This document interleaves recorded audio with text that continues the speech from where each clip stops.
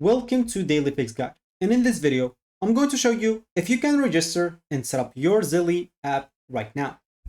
So as an example, you can go and download it through whatever store you have, and you can go and open it up. Once you open it, the first thing that you find is, are you a Zelle user?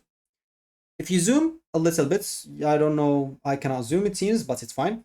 So as you can see, the Zelle app is no longer taking your enrollment. To continue using Zelle, please enroll through one of the more than 2,200 mobile banking apps that offer Zelle. So you cannot go and register and set up a Zelle right now, but if your bank enroll with Zelle, you will be able to do it. So first of all, are you a Zelle user? You can go and click on yes. If you're not, you can go and click on no. And of course, you'll have to go, if you click on no, to look for your bank. So there's a big list, as you can see, big list of banks. You can go and click, as an example, you find your bank, Bank of America.